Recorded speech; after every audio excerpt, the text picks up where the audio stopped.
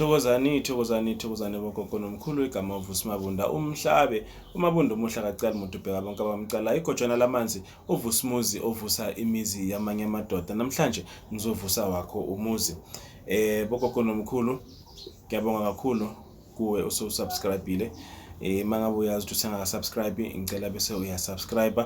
We have over 90 videos. Ngicela ukuthi uphinde ubuyele because maningi ama-video esiwenzile azokwazi ukuthi akusize. So namhlanje sikhuluma ngokuthi kukhona into ekumele ngabe siya-understand esengayifunda mina ukuthi yabona into yenhlanhla can be isigubhu, can be mhlambe into iphethe yenhlanhla o iqhabo nezanzansi inhlanhla. Lezo zinto lezo zisebenza ngomsamo, aziveli zisebenze ngoba wena uphethe into. Yazi mangakutshela ukuthi nanoma ngabe kuthiwa uhamba uyofuna ulwandle lonke, uthi mina ngifuna ukuthwala ngolwandle nje vele, ulwandle lusebenza ngomsamo wakho. So uma sikhuluma ngomsamo wakho sikhuluma ngokuthi wena uclean kangakanani, sikhuluma ngawe, sikhulume ngamathongo wakho ukuthi ahlambulukile na.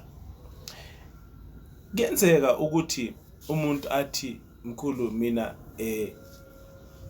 umsamo wami awukho right. Ngithi mina okay, yabona umsamo wakho mawungekho right kusho ukuthi kemela ukuthi ngoba manje angeke sakwazi sibuyele emuva le kude le so yenzela amakhehla senzeni ngoba manje isikhathi sihambile and then ekhaya futhi lezi zinto abazinaki ekhaya bayangivalela ngaphandle and then imali ayikho and ngeke ekhaya asihlabi gazi sihlabe ekhaya then amathongo ayalwa. Ngithi mina singakwazi thina ukuthi silungise umsamo wakho ukuthi lo msebenzi odingayo uthole, ukuthi leyo nhlanhla oyidingayo uthole, ukuthi lo mfazi omdingayo umthole.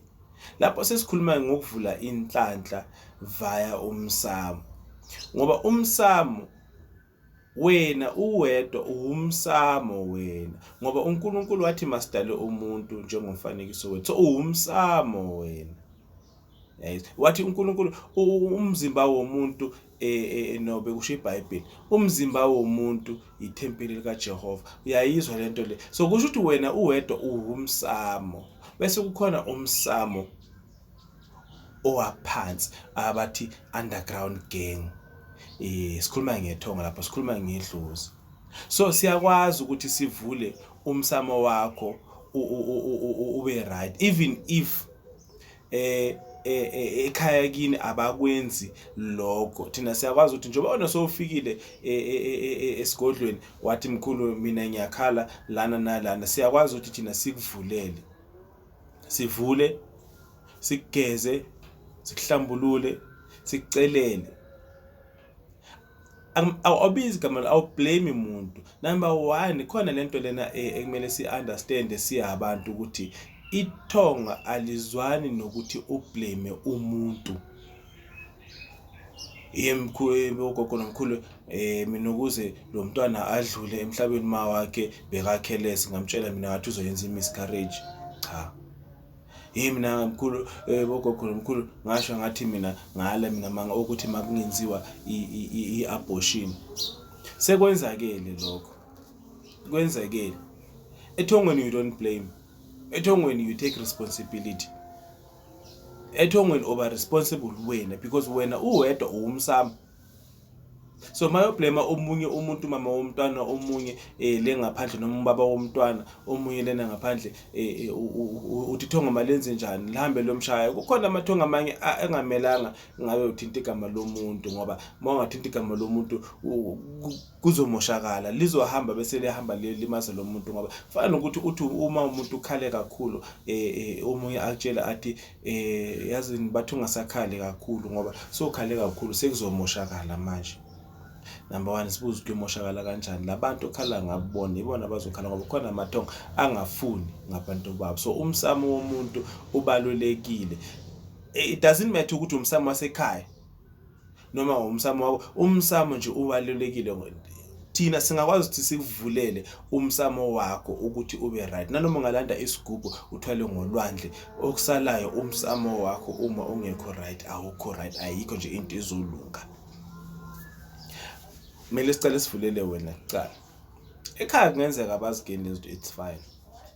Wena uwedwa, wena unokhokho ohamba nawe, unokhokho okubhekile. Thina kumele sicele yena lokho ukuthi asondele sinalapha abanye. Futhi ukuthi ekhaya kwenze next, laba abanye bakubhekile, ngithi wena uhambile wena waya esigodlweni, wafika esigodlweni washo athi mina ngizocela ukuthi ningilungisele nomsamo wami makhosi, then bese-ke siyakulungisela umsamo wakho. Vele sisuke sithinta bona labo bantu bakomalume nasekhaya ekini, ngoba umsamo phela masikhuluma ngomsamo lapho sesikhuluma ngokuthi wena ingaba bangwa idlozi la, kumele sithole ukuthi yini lezi kumele sizenze.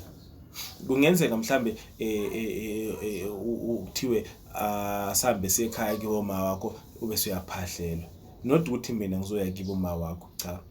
Mina ngizokuguide ngitsho ukuthi hambe kibo ma wakho ufike nenze so bomalume, bese ke bona izinto zakho zizovuleka. Kwesinye isikhathi uzotholakala ukuthi okay, manje amadoda kuyomela ukuthi wena uthathe isibongo sakubo baba wakho, because kibo baba wakho bayalwa, bafuna isibongo sabo ukuthi masikhuphuke masiye phezulu njengoba uwumntana womfana.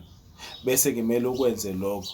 Then you don't just landa isibongo nje, kunemigudu ekumele uyilande, kunendlela ekumele ngabe uyazisebenzisa, izindlela zokuthi kumele ngabe uinforme laba kiwuma wakho, kunendlela yokuphuma nokungena ngapha kiwuma wakho, ungene ngapha kubaba wakho. Kukhona indlela ezisetshenziswayo, even if lezo zindlela lezo izindlela ezi-difficult, siyakwazi ukuthi sizivule thina lezi ndlela lezo ziphinde zibe right phezu kwempilo yakho. Nami umsamo wami wawungekho right phambilini, so kwasho ukuthi mangihamba ngiyohlola ebantwini abakwazi ukuthi babone, babengitshela kahle ukuthi indoda kukhalela isibongo sakho. Ngingumntana womfana, mama wahlukana nobaba base boyfriend ne girlfriend, so angeke ngihambe ngiyofosta ubaba ukuthi baba lobola uma wami, ayingeke. Ubaba uyakwazi uzokho ukuthi ungihlawule, baba ngeke khona ukuthi ngihlawule, uzokho ukuthi ungilobola, ngeke khona ukuthi ungilobola, but kunendlela ekumele uzihambe. Okay, ngithatha isibongo sami, ngiyasithatha ke isibongo sami ngoba vele siyakhaleleka, vele kunomsebenzi abafuna ukungipha wona, ngiyathatha ke leso sibongo sami leso. Kodwa kunendlela yokwenza, ngoba leso sibongo leso osithethe wena akusamelanga ukuthi leso sibongo leso kube isibongo esiphezulu kunalesa kuboma wakho. So there's a way oyisebenzisayo ukuthi leso sibongo leso sakubo baba wakho sihlale kahle, nesibongo sakuma wakho sihlale kahle, labantu laba bahlale babe right, umsamo loyo. Ngoba sangihambe ngiyofaka uma wami nobaba ngithi phela Tom akowenze so sisilindiwe phela, cha, no. Ngihamba ngizilungisele mina, long uzohamba ngekhaya ngiyofuna isibongo, bangipha isibongo, bangipha isibongo sabo la ngizalwa khona, it's fine, sakuma wami vele ngiyasazi. Then sengichaza ukuthi either way masishaya amathambo lana siyakwazi ukubona ukuthi kumele senzeni, kumele singenzini. So ngichaza ukuthi mina noma ungayolanda isigubhu ekuthiwa isigubhu lesi sikhala amanzi noma ulwandle olukhulu, uma umsamo wakho ongekho right, ayingeke kulunge lutho. Kumele ukuthi uphinde ubuye la sizokwazi ukuthi sikulungisele thina umsamo, angeke vele kulunge. So umsamo ubalulekile. Isigubhu noma inhlanhla, angikhulumi ngesigubhu la, ngikhuluma ngenhlanhla, because isigubhu naso into yenhlanhla. So ngikhuluma ngesigubhu, nami ngikhuluma ngenhlanhla, ngikhuluma ngokuvulela umuntu izinto zakhe ukuthi zikhanye. Yabona izinto zomuntu mase kumele zikhanye, kulana sekumele manje sithinte khona amathongo, sithi simgeze, sibageze nabo bonke sibageze. Abanye basebenzisa amagobongo, abanye basebenzisa amakhandlela, abanye basebenzisa umfula. So nawe kumele uzazi ukuthi wena yini lento ekumele ngabe uyayenza. So kubalekile ukuthi uhlola. Kukhona abantu bathi umuthi mina awungisebenzeli mkhulu, there's a reason why umuthi ungakusebenzeli, but izokhuluma ngakho lokho. So ngiyabonga kakhulu gogo nomkhulu. For bookings utholakala ku 0849729634 0849729634 eGermiston Egoli.